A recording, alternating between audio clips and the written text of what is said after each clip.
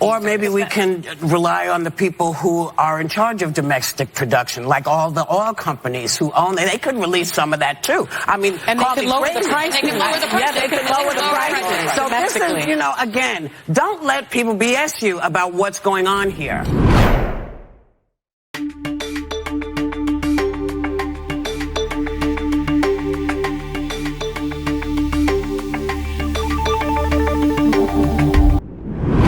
Want him to do that he's not doing. I mean, I don't know.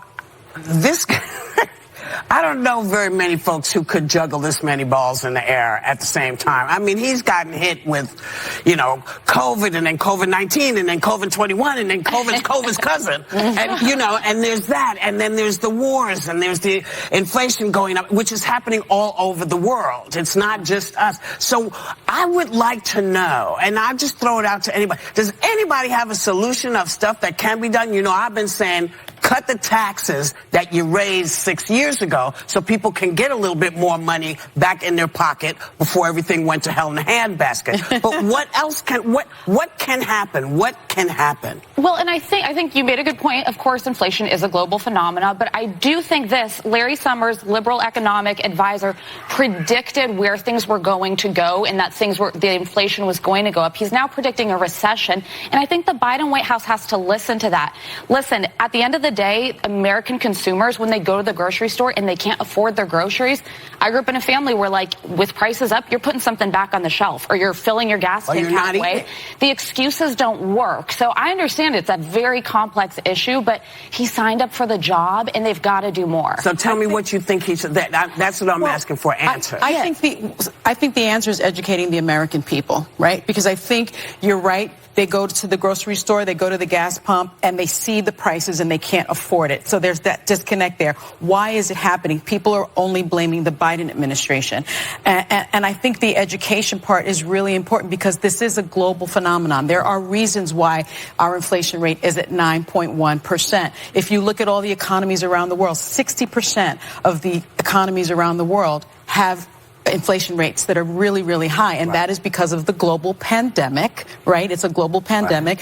And that's also because of you have the war in Ukraine. Yeah. Mm-hmm. China has slowed down its production because of the global pandemic, because they had the lockdown. And then you have, of course, climate change. Mm-hmm. And so there are all these factors that are leading to the fact that we have this inflation, and it's not Joe Biden. Right. Well, I do think, though, can I just say quickly, it's clear that the president and his administration care deeply about the American people, and after his predecessor, that I think is an important thing to acknowledge, and that he is not being passive. Right? The administration has tried many things to get in front of the inflation crisis. Right. They tried to lower prescription drug costs last year. Congress stopped that. They tried to lower taxes. Congress was not supportive of that. He's released oil from the Strategic Oil Reserve. I mean, the Biden administration deserves credit for what they have been doing. So we can say we think they should be doing more and a different set of things. But we shouldn't sit here and pretend they haven't cared or they haven't taken action, because they do care and they have taken action. Right. And one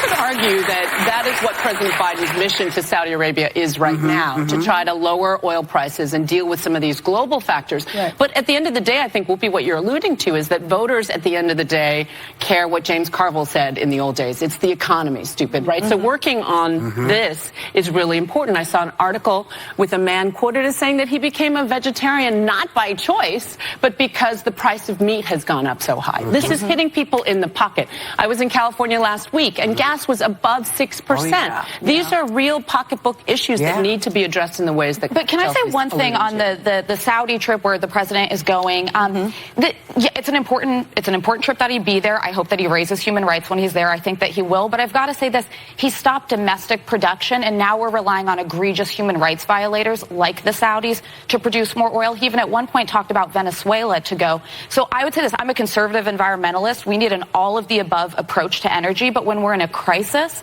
and people can't afford gas, we need to be doing domestic production, not relying on human rights. Or maybe we can rely on the people who are in charge of domestic production, like all the oil companies who own it. They could release some of that too. I mean, and they could lower the price. They could lower the price. Yeah, they could lower the price. So this is, again, don't let people BS you about what's going on here. You have the right when you go in to vote for the people who actually care about what's happening with you. And You have to keep an eye out I for love that. that you Go brought ahead, that baby. point up, Whoopi, Yeah. because a lot of these oil companies are in Texas. Lower the prices for Americans. Lower those prices. Yeah. They're making so much money on oil here. Yeah. Oil and gas. It's oil and crazy. gas Oil and here in gas. the United States. But you they know don't what? need the money. We may sound gassy, but we're not. We'll be right back.